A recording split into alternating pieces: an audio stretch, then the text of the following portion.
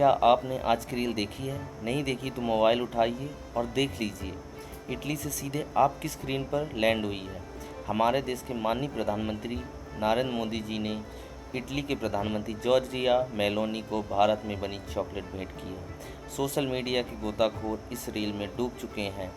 चारों तरफ वाहवाही का एक समंदर बह रहा है। आईटी सेल के लोग थालियां पीट रहे हैं कि देखिए प्रधानमंत्री के काम का भले ही कोई ज़मीनी रिजल्ट ना निकले, लेकिन उनके हर कदम में एक संदेश होता है, एक गहरा संदेश यह है कि भारत की बनी हुई चॉकलेट अब 7 समंदर पार मिठास घोल रही है।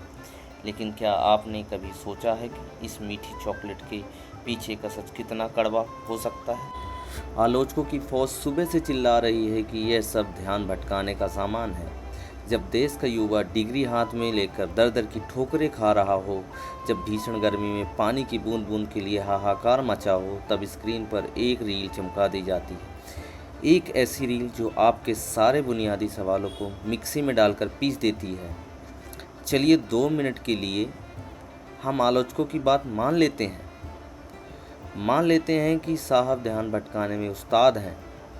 लेकिन तब मेरा एक तीखा सवाल इस देश के विपक्ष से भी है। ये कैसा विपक्ष है भाई?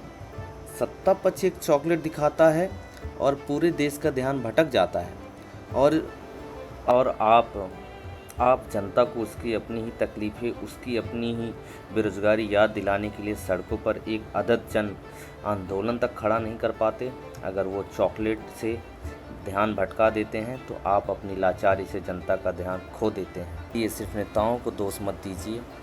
आईने के सामने खड़े होइए और खुद से पूछिए, क्या आप इस दौर की भारतीय जनता को सचमुच ध्यान चाहिए, या इस जनता की आदत ही ऐसी हो चुकी है कि इसे हर सुबह ध्यान से भटकाने वाला कोई नया खिलौना चाहिए। 15 सेकंड के इस रील लोक में जहां हम और आप जी रहे हैं, वहां गंभीर बातें उबाऊ लगती हैं। अस्पतालों की बदहाली पर बात कीजिए तो स्क्रॉल कर देते हैं, लेकिन इटली की रील और चॉकलेट पर बात कीजिए तो लोग लाइक का बटन दबाकर देश सेवा का पुण्य कमा लेते हैं। सोचिएगा ज़रूर कि इस डिजिटल तमाशे में आप सिर्फ एक दर्शक हैं, या आपका ही तमाशा रोज़ बनाया जा रहा है। और इसी लाचारी और सन्नाटे के बीच देश के सियासी नक्शे पर एक नई लकीर खींचने का दावा हुआ है। खबर आई है कि देश में एक नई राजनीतिक पार्टी का जन्म हुआ है। नाम है सीजेपी, जिसे कॉकरोच जनता पार्टी भी बोलते हैं। अब इस नई नवेली सीजेपी के सामने चुनौतियां कोई छोटी मोटी नहीं है, पहाड़ जैसी हैं। एक तरफ वो सत्ता पक्ष जिसके पास रील बनाने की अद्भुत कला है, जनता का ध्यान भटकाने का बेजोड़ और चमकीला सामान।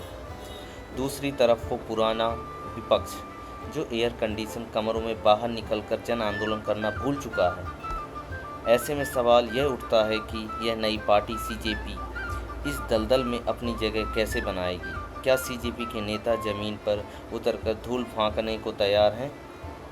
क्या सीजेपी इस देश के नौजवानों के रोजगार, किसानों के हक और महंगाई जैसे उन बुनियादी मुद्दों को मुख्य धारा में वापस ला पाएगी, जिन्हें मुख्यधारा का मीडिया कब का दफन कर चुका?